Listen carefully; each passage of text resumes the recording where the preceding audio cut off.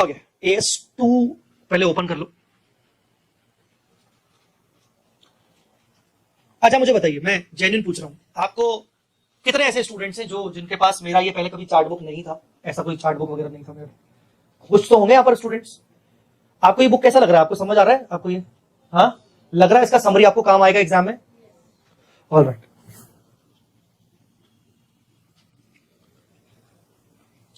AS2 का ऐसा कुछ पोर्शन बता रहा हूं जो बच्चा इग्नोर करके जाता है और जो थोड़ा सा अच्छा वाला पोर्शन है, ठीक है ना? देखो मैं अगर शुरू से बात करूं, मैं रिवाइज नहीं करवा रहा हूं, मैं बता रहा हूं इन्वेंटरी की क्या डेफिनेशन होती है, वो खुद कर सकते हो, तुम्हें पता है।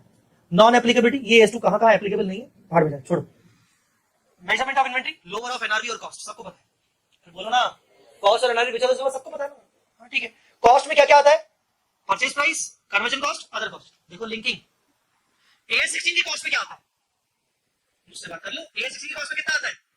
Purchase cost, directly attributable cost, decommissioning cost. अब इसमें भी कॉस्ट में देखो तीन चीजें आती है, पर कुछ और है।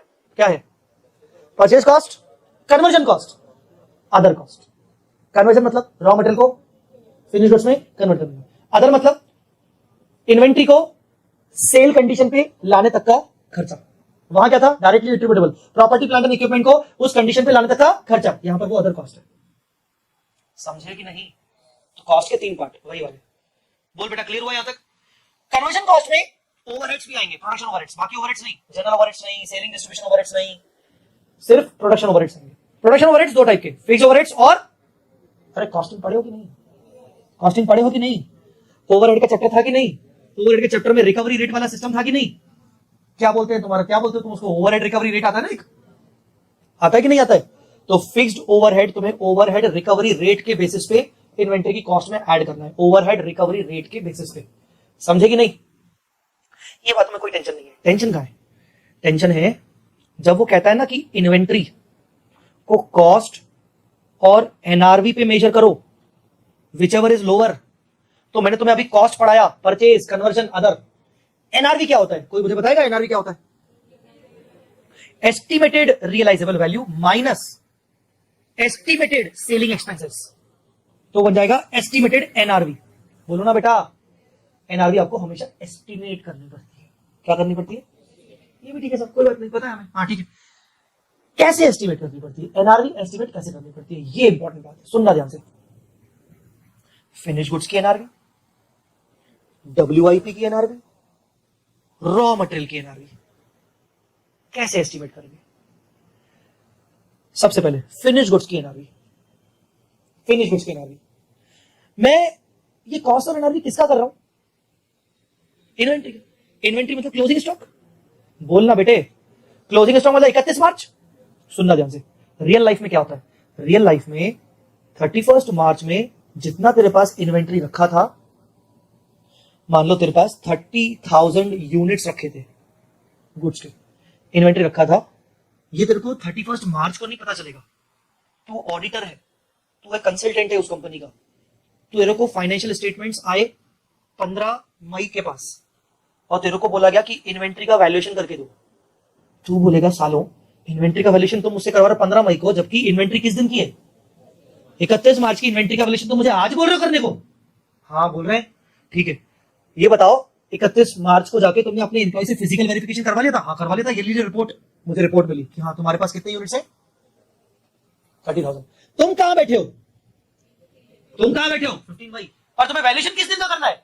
31 मार्च के इन्वेंट्री का। समझा कि नहीं? तुम बोलोगे यार मैं इसका एनआरवी कैसे मालूं? क्या बोलूं एनआरवी कैसे एस्टिमेट करूं? कॉस्ट तो फिर भी ठीक है, रिकॉर्ड्स में मिल जाएगा। कॉस्ट तो रिकॉर्ड में उन्होंने रिकॉर्ड किया होगा ना, एनआरवी तो एस्टिमेट करनी पड़ती है। तो एएस कहता है द बेस्ट एस्टिमेट इज कि तुम कब बैठे, तुम कहां बैठे हो? तुम कहां बैठे हो बेटा? 15 मई। और इन्वेंट्री किस दिन की है? ये चेक कर लो कि 31 मार्च से 15 मई के बीच में कोई गुड सेल हुए हैं क्या, और हुए हैं तो कौन सी प्राइस पे हुए, उसी प्राइस को मान लो एनआरवी, एस्टिमेटेड सेल प्राइस। समझे कि नहीं? The best evidence is the goods sold after 31 मार्च। क्योंकि एनआरवी का मतलब क्या होता है कि ये गुड्स 31 मार्च के बाद कितने प्राइस पे बिक सकते हैं।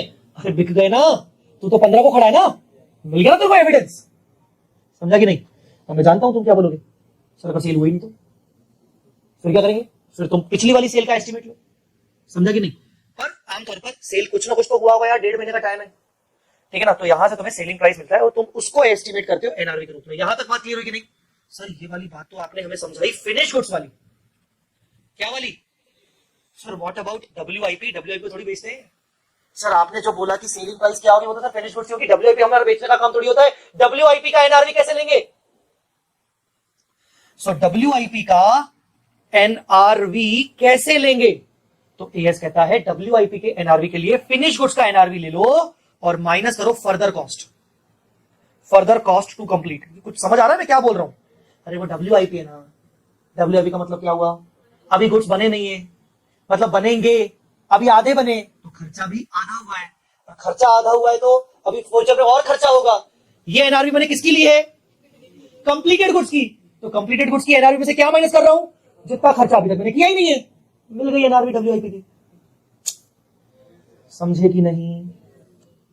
तो ये इंपॉर्टेंट है, ये तुम्हारे नोट्स में लिखा हुआ है। उसमें कहां लिखा हुआ है सर? ये NRV of WIP.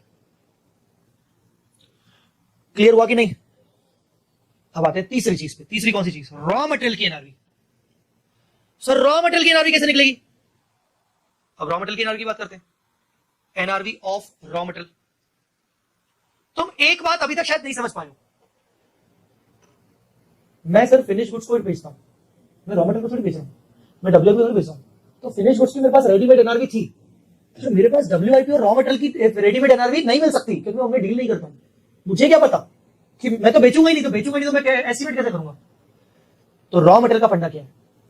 Raw material में एएस बोलता है एनआरवी विनआरवी निकालने की जरूरत ही नहीं है। सर रॉ मटेरियल इन्वेंटरी तो है, cost of recovery whichever is lower तो करना पड़ेगा। तो वो बोलता है कि अगर तुम्हारे पास रॉ मटेरियल रखा हुआ है तो रॉ मटेरियल के केस में तुम चेक करो फिनिश गुड्स को, चेक करो फिनिश गुड्स को। वो रॉ मटेरियल से ही फिनिश गुड्स बना। एक चीज पूछूं, है कैपेसिटी सुनने की कि बस बेहोश होने वाले हो? है ना कैपेसिटी? हाँ। चेक करो फिनिश गुड्स, फिनिश गुड्स का एनआरवी चेक करो। अगर फिनिश गुड्स का एनआरवी फिनिश गुड्स की कॉस्ट से ज्यादा है, मतलब फिनिश गुड्स की कॉस्ट थी 100 रुपए और तुम जानते हो कि तुम उसको 150 रुपए से कम नहीं बेचोगे, बोलो बेटा। अगर फिनिश गुड्स की कॉस्ट से फिनिश गुड्स का एनआरवी ज्यादा है तो मान लो कि उसका रॉ मटेरियल का भी कहीं ना कहीं एनआरवी उसका भी ज्यादा ही होगा। और अगर रॉ मटेरियल का एनआरवी ज्यादा ही होगा, कॉस्ट और एनआरवी व्हिचएवर इज लोअर, तो कॉस्ट पे रिकॉर्ड कर लो, कॉस्ट पे। तो ऐसे केस में raw material at cost, record raw material at cost. पर अगर फिनिश गुड्स का एनआरवी फिनिश गुड्स की कॉस्ट से कम है, ओ भाई फिनिश गुड्स की कॉस्ट बढ़ाने के लिए 100 रुपए का खर्चा आया, अब लगता है कि 80 रुपए से ज्यादा नहीं मिलेंगे बेचूंगा तो। जब फिनिश गुड्स का एनआरवी कम है तो उसके रॉ मटेरियल का भी कम होना चाहिए।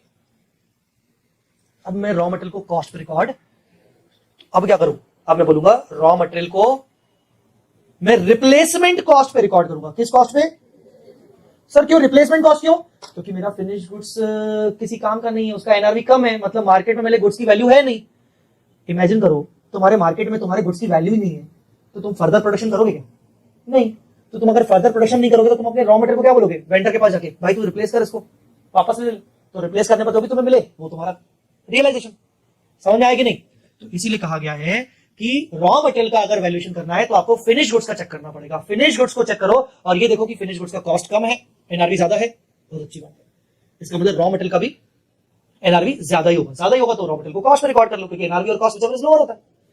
पर अगर एनआरवी कम है फिनिश गुड्स का तो इसका मतलब रॉ मटेरियल का भी एनआरवी कम ही होगा, पर कितना होगा मुझे नहीं पता, तो मैं रॉ मटेरियल को रिप्लेसमेंट कॉस्ट पे मेजर करूंगा। समझा कि नहीं बेटा? बोलो ये कॉन्सेप्ट क्लियर है कि नहीं? ये कॉन्सेप्ट भी यहां लिखा हुआ है, ये if NRV is higher if NRV is lower. यहां तक बात समझ में आई सबको? नहीं आई? बाकी चीजें ठीक ठाक है, बाकी चीजें कोई ज्यादा प्रॉब्लम वाली नहीं है AS2 में।